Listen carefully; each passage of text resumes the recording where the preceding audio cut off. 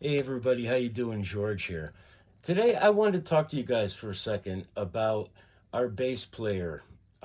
His name is Ron Pacheco, and he likes to play extended range bass. He collects bass guitars that are very eccentric. He has a crazy 11 string bass, a 9 string. He also plays Fenders. He has some 4 string basses, and I wanted to talk about some of the hate and anger we get from people about people playing extended range guitars. Okay, now let me tell you something about Ron. Okay, he's not rich. The guy works very hard for the guitars that he has. He saves up for them, and he goes without in other aspects of his life to have some of these instruments. So some people come across like I had one guy say that because he owned all these basses and he shows up to a session with 100 strings, that people like him give extended range players a bad name. Ron is a hardworking musician. He plays in a side project. It's an Iron Maiden cover band, so he can play the Steve Harris stuff with no problem. He does it well. He's the last person that I think, if anything, he is the exact type of person that gives extended range players a good name. And the people like this guy who's commenting are the people who are really giving extended range players a bad name because they're just making other people who might want to go out and try it feel bad because you're making fun of somebody for doing something. And that's other people will see that and then be like, maybe I don't want to get, made fun of or put down like that, and a it's an instrument. It's music, okay? It's not politics.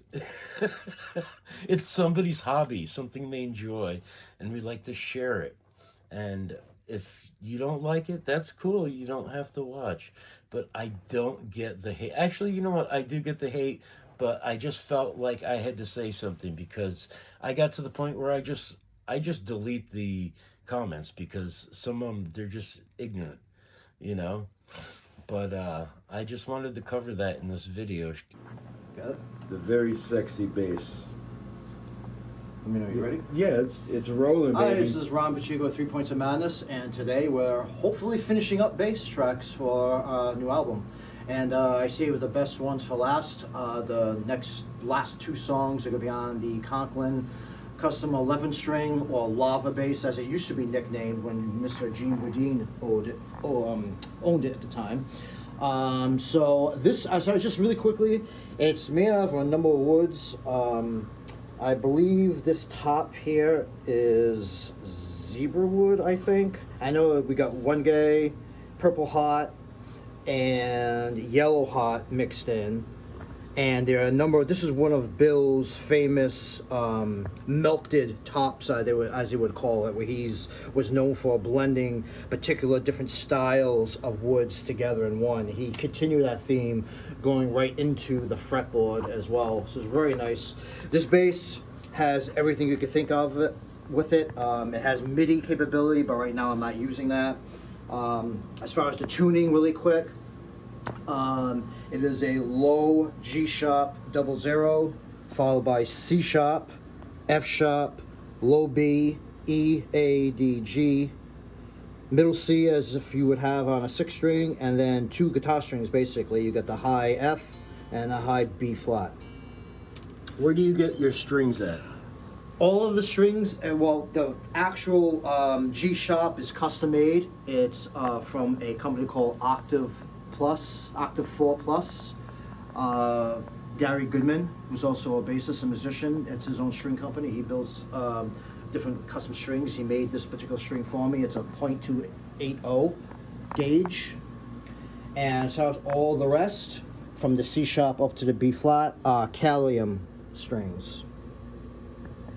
And I believe the C sharp is a 233, I believe, and the F sharp, I think it's a 180.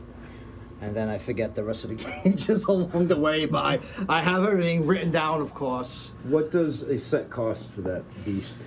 Well, I can tell you that just this string alone, this custom string is $65, just for this low G shop for this 280.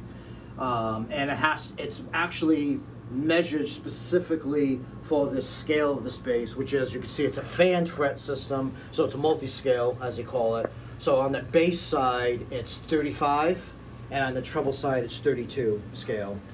And in order to have this note sound properly on this particular scale bass, Gary recommended that a 280 would be the best for it, so it doesn't sound like a floppy wet noodle.